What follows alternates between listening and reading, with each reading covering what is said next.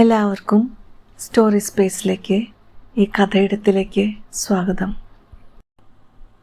ചാനലിൻ്റെ ഐക്കണിൽ തൊട്ട് പ്ലേലിസ്റ്റ് സെലക്ട് ചെയ്താൽ ചാനലിൽ മുൻപ് വായിച്ച കഥകൾ നിങ്ങൾക്ക് കേൾക്കാവുന്നതാണ്. വിക്രമാദിത്യ കഥകളിൽ ഇന്ന് 13ാമത്തെ സാലഭഞ്ജിക പറഞ്ഞ കഥ കേൾക്കാം. 13ാം ദിവസവും ഭോജരാജാവ് പരിവാരസമേതം സിംഹാസനാരോഹണത്തിനായി എത്തി. സിംഹാസനത്തിലേക്കുള്ള പടികൾ കയറിയ ഭോജരാജാവിനെ 13ാമത്തെ പടിയിൽ നിന്ന സാലഭഞ്ജിക തടഞ്ഞു നിർത്തി. ത്രിലോചനി എന്നായിരുന്നു അവളുടെ പേര്. വിക്രമാദിത്യ ചക്രവർത്തിയുടെ മഹിമകൾ വെളിവാക്കുന്ന ഒരു പുതിയ കഥ ത്രിലോചനി പറഞ്ഞു. ഒരിക്കൽ ദേവലോകത്തു നിന്ന് സുന്ദരികളായ 7 ദേവസ്ത്രീകൾ ഭൂമിയിലെത്തി. ആളുകളാരും സാധാരണ സഞ്ചരിക്കാത്ത ഒരു വനപ്രദേശമായിരുന്നു അത്.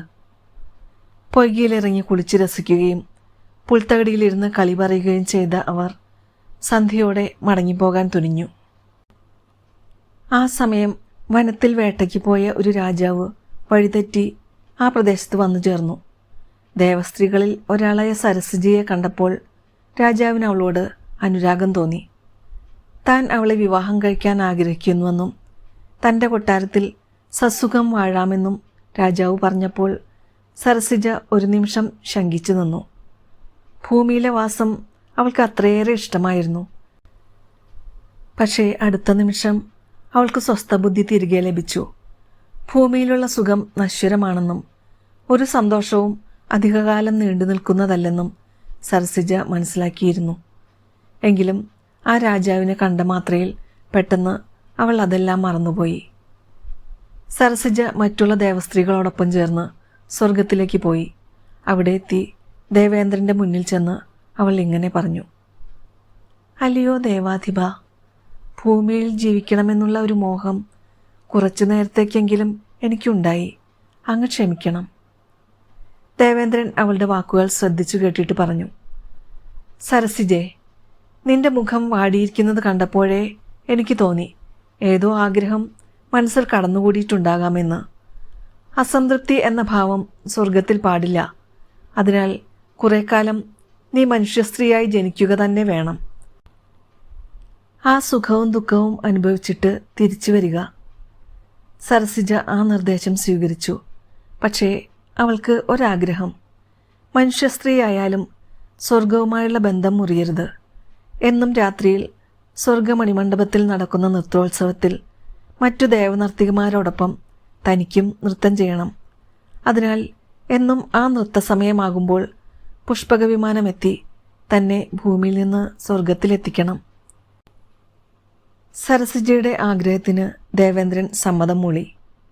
താമസിയാതെ ജ്ഞാനപുരം എന്ന നഗരത്തിൽ താരകേശൻ എന്ന വ്യാപാരിയുടെ മകളായി സരസിജ ജനിച്ചു. ഭൂമിബാല എന്നായിരുന്നു അവളുടെ പേര്. അതിസുന്ദരിയും സകല കലകളിലും ശാസ്ത്രങ്ങളിലും വിദുഷിയുമായ സ്ത്രീരത്നമായിരുന്നു ഭൂമിബാല. നൃത്തത്തിൽ അവൾക്കുണ്ടായിരുന്ന താല്പര്യം കണ്ട് അപാര പാണ്ഡിത്യമുള്ള ഒരു നൃത്താധ്യാപികയെ തന്നെ താരകേശൻ ഏർപ്പാടാക്കി. ഏതാനും മാസങ്ങൾക്കുള്ളിൽ ശിഷ്യ ഗുരുവിനേക്കാൾ മെച്ചമായി നൃത്തം ചെയ്യാൻ തുടങ്ങി. നിഷ്ഠയോടെയുള്ള ക്ഷേത്രദർശനം ഭൂമിബാലയുടെ സ്വഭാവമായിരുന്നു. എന്നും സായാഹ്നത്തിൽ കുളിച്ച് ശുഭ്രവസ്ത്രം ധരിച്ച് അവൾ ക്ഷേത്രത്തിലെത്തി പ്രാർത്ഥന നടത്തും. അങ്ങനെ ഒരു നാൾ ദർശനം കഴിഞ്ഞ് മടങ്ങിയ നേരം താരനിബിഡമായ ആകാശത്തേക്ക് നോക്കിയ അവൾക്ക് തൻ്റെ മുജ്ജന്മത്തെക്കുറിച്ച് ഓർമ്മയുണ്ടായി. ദേവസഭാതലത്തിലെ നൃത്തനിശകളെക്കുറിച്ച് ഗൃഹാതുരതയോടെ അവൾ ഓർത്ത നിമിഷം മുന്നിൽ പുഷ്പകവിമാനമെത്തി. മാതാപിതാക്കളുടെ അനുവാദത്തോടെ അവൾ സ്വർഗലോകത്തേക്ക് പോയി. നൃത്തത്തിനൊടുവിൽ അവൾ ഭൂമിയിൽ തൻ്റെ ഗൃഹത്തിൽ മടങ്ങിയെത്തുകയും ചെയ്തു. ഭൂമിബാലയ്ക്ക് വിവാഹപ്രായമായി. പക്ഷേ സാധാരണ വിവാഹബന്ധത്തിലൊന്നും അവൾക്ക് താല്പര്യമില്ല. തനിക്ക് പകൽ സമയത്ത് മാത്രമേ വീട്ടിൽ നിൽക്കാൻ സാധിക്കൂ. രാത്രിയായാൽ താൻ അപ്രത്യക്ഷയാകും. അങ്ങനെ സമ്മതിക്കുന്ന പുരുഷനെ മാത്രമേ താൻ വിവാഹം കഴിക്കൂ എന്നായി ഭൂമിബാല. അതിസുന്ദരിയായ ബാലയെ വിവാഹം കഴിക്കാൻ ഒരുങ്ങി വന്നവരിൽ പണ്ഡിതന്മാരും ധനികരും രാജാക്കന്മാരും ഉണ്ടായിരുന്നു.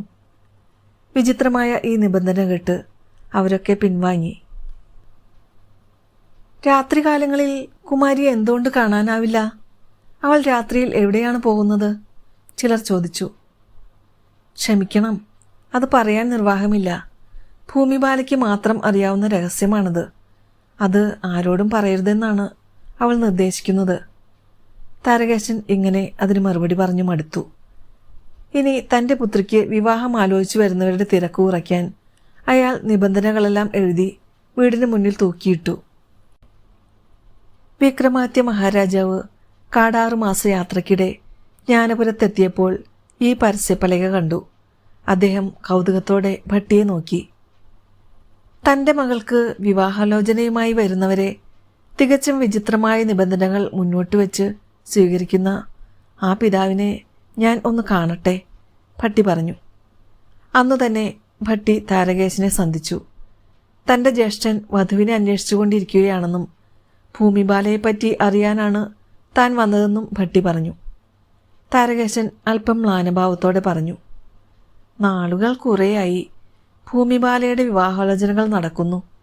പക്ഷേ ഒന്നും ഒത്തുവന്നിട്ടില്ല. അതെന്താണ് കാരണം? ഭട്ടി ചോദിച്ചു. സത്യത്തിൽ മറ്റാരെയും കുറ്റപ്പെടുത്താൻ കഴിയില്ല. കുഴപ്പം നമ്മുടെ ഭാഗത്തു തന്നെ. ഭൂമിബാലയ്ക്ക് ചില നിബന്ധനകളുണ്ട്. അവ സമ്മതിച്ചാൽ മാത്രമേ താലി കെട്ടാൻ അവൾ കഴുത്തു നീട്ടൂ, താരകേശൻ സൂചിപ്പിച്ചു. അറിയാം, പകൽ മാത്രമേ തമ്മിൽ കാണാൻ പാടുള്ളൂ എന്നതല്ലേ പ്രധാന നിബന്ധന. രാത്രി താൻ എവിടെ പോകുന്നു എന്ന് ചോദിക്കാനും പാടില്ല. ഭൂമിബാലയുടെ ഈ നിബന്ധനകൾ അംഗീകരിച്ചാൽ മാത്രമേ വിവാഹം നടക്കൂ. ഒക്കെ മനസ്സിലാക്കിയിട്ടാണ് വന്നത്. വഴിയരികിൽ കുറിച്ചു വച്ചത് വായിച്ചു. എന്നാൽ കേട്ടോളൂ, ഭൂമിബാലയുടെ 2 നിബന്ധനകളും എൻ്റെ ജ്യേഷ്ഠന് സമ്മതമാണ്, ഭട്ടി ഉറപ്പിച്ചു പറഞ്ഞു.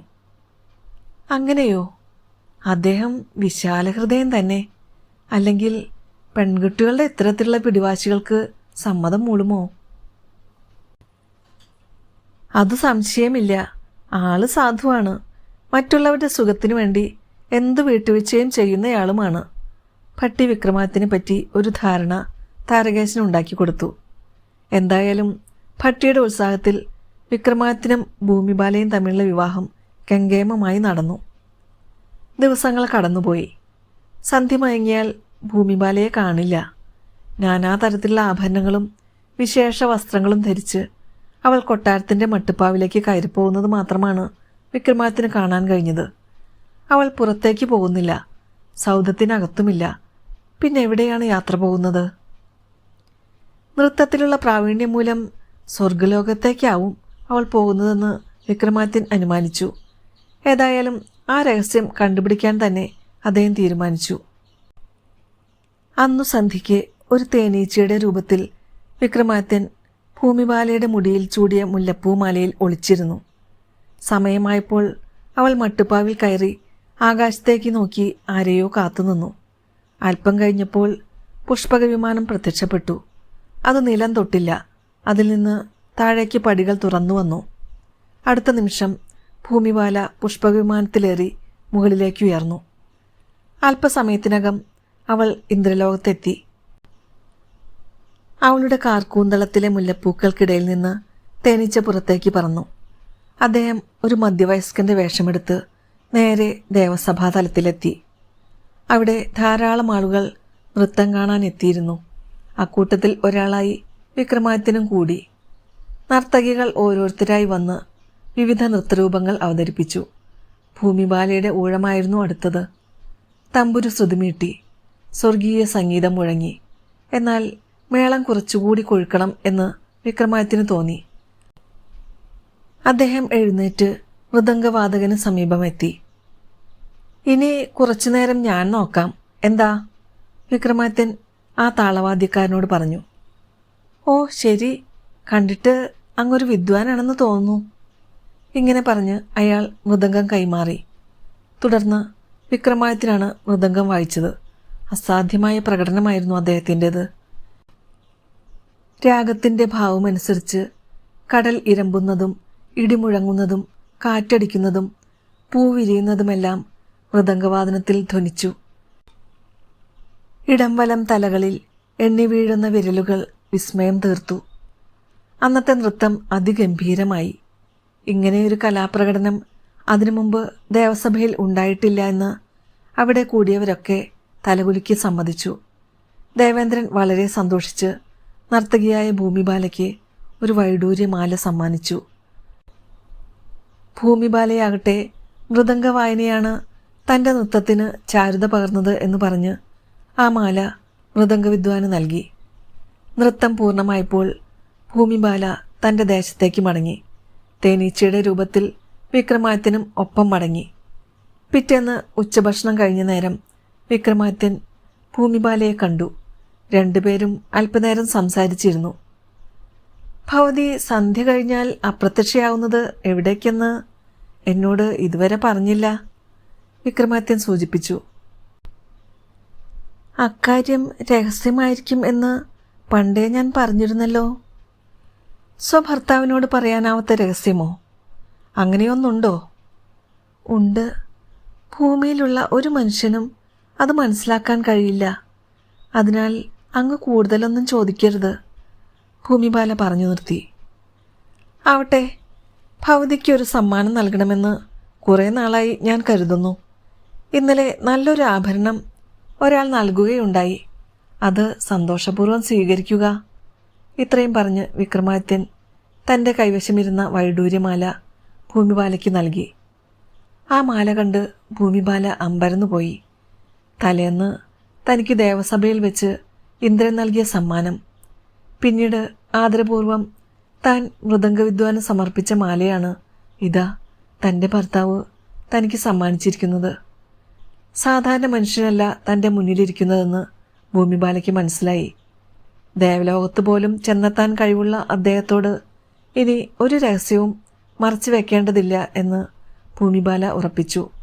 അവൾ തൻ്റെ കഥ വിക്രമാദിത്യനോട് വിസ്തരിച്ച് പറഞ്ഞു. അന്നു വൈകുന്നേരം അവൾ ഭർത്താവിനെയും കൂട്ടിയാണ് ഇന്ദ്രസദസ്സിലെത്തിയത്. അവൾ ഇന്ദ്രനെ ചെന്ന് കണ്ടു. തൻ്റെ ഭർത്താവിനെയും ഒപ്പം കൂട്ടിയാണ് താൻ വന്നതെന്നും അദ്ദേഹം മുഖം കാണിക്കാൻ കാത്തു നിൽക്കുന്നുവെന്നും അവൾ ഇന്ദ്രനെ അറിയിച്ചു. ഭൂമിബാലയുടെ ഭർത്താവിനെ കണ്ട മാത്രയിൽ ഇന്ദ്രൻ എഴുന്നേറ്റ് സ്വീകരിക്കുന്നതും അദ്ദേഹത്തിനെ തൻ്റെ സിംഹാസനത്തിൽ ഇരുത്തുന്നതും കണ്ട ഭൂമിബാല അതിശയത്തോടെ നിന്നു. ഇന്ദ്രൻ ഒരു ചെറുചിരിയോടെ പറഞ്ഞു, അല്ലയോ ഭൂമിബാലേ, നിന്നെ സംബന്ധിക്കുന്ന രഹസ്യം അദ്ദേഹം കണ്ടുപിടിച്ചു. എന്നാൽ അദ്ദേഹം യഥാർത്ഥത്തിൽ ആരാണെന്ന് നിന്നെയൊട്ട് അറിയിച്ചതുമില്ല. സാക്ഷാൽ വിക്രമാദിത്യ ചക്രവർത്തിയാണ് നിന്റെ ഭർത്താവ് എന്ന വിവരം നിനക്കറിയുമോ? അവൾ ആ വാർത്ത കേട്ട് വിടർന്ന കണ്ണുകളുമായി നിന്നുപോയി.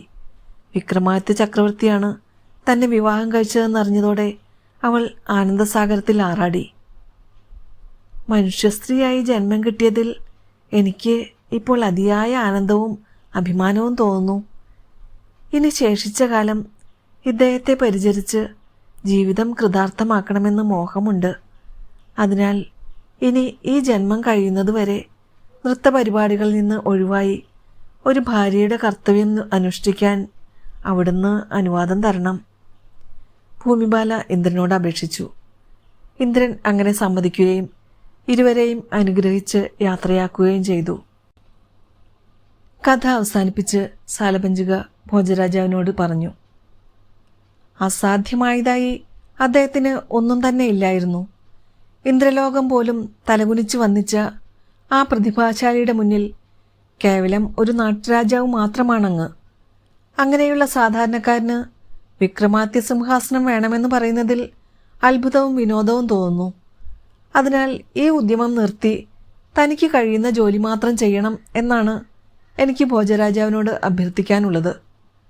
സാലഭഞ്ജികയുടെ ഈ പരിഹാസവചനം ഭോജനിൽ കോപം ഉണർത്തിയില്ല.